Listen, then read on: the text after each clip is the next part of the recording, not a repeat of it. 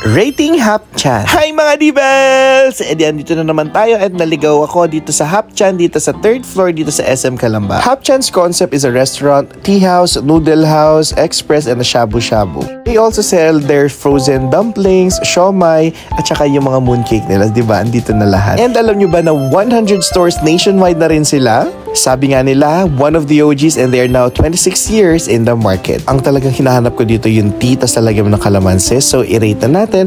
What we ordered is nido with sweet corn soup. So, yung large nila guys, it's good for 2 to 4 packs. And then yung Hong Kong iced milk tea nila for 110 pesos each. Nakakatuwa yan yung layering niya nung sinerve. Visually appealing at the same time, napakasarap. Talagang pure brewed tea. Yung corn soup is the same way kung paano ko siya unang natikman. Sobrang rich, thick, flavorful, and at the same time, very hearty. Next, we have mixed meat canton for 350 pesos. This is a crowd's favorite kasi yung authenticity ng pancit canton. Tapos yung seafood, veggies, tapos may pork.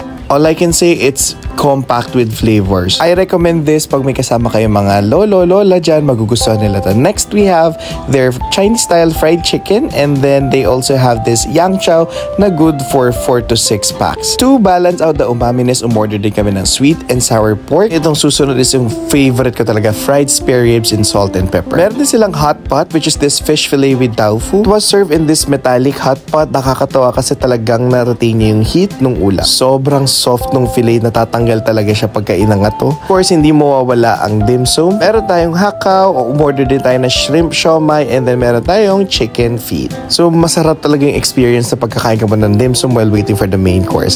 Of course, hindi mawawala ang buchi. Dito pa lang sa prawn crackers, panalo ka na kasi masarap siya gawin after you cook the chicken para yung residue ng flavor ng chicken is mapupunta dito sa prawn crackers. Oh, may nalaman ka na naman. And if I'm not mistaken, ang difference niya sa regular chicken is yung Shaoxing wine na ginagamit nila. Hindi makukumpleto ang experience without the yang chow rice. Tingnan mo naman yan mga divels. Kailangan ko pa bang i-explain? Kanin pa lang ulam na talaga ang lalaki ng mga strips of pork and hindi talaga tinipid sa egg. And ito yung sinasabi ko sa inyo guys na hindi pwedeng hindi nyo orderin dito sa Hapchan. Itong spare ribs in salt and pepper. Alam mo yung simple yung atake pero pag kinagat mo talagang sasabog lahat ng flavor. Perfect siya sa kahit anong sausawa. Next, itong sweet and sour pork nila. What I like about is yung subtle sweetness coming from the pineapple. Tapos very vibrant yung color ng bell peppers. Tapos tangy aftertaste, one of the best. First time to try their fish and tofu. Yung melts in your mouth feels nung fish. Tapos yung medium firmness nung tofu that absorbs a lot of flavor. Ang sarap niya talagang kainin. Yung mga dim sum and appetizers nila, it gives a Binondo vibe.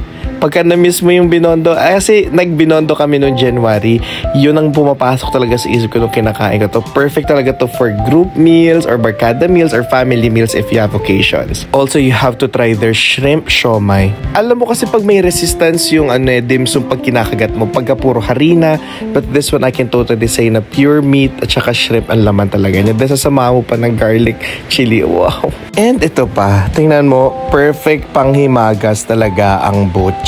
And ito pa, muntikan kong makalimutan, share ko lang guys, kung okay lang. Kung order ka ng buchi, make sure na sabihin nyo sa server na iserve siya after nyo kumain dahil it gives a total different experience. So, yun lang! Bye-bye!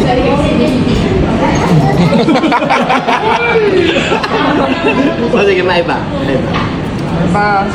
Maiba. Taya.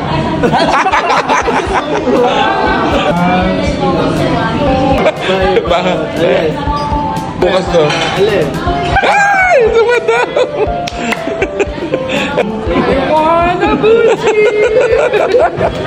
Marky Buck loves Hapchan!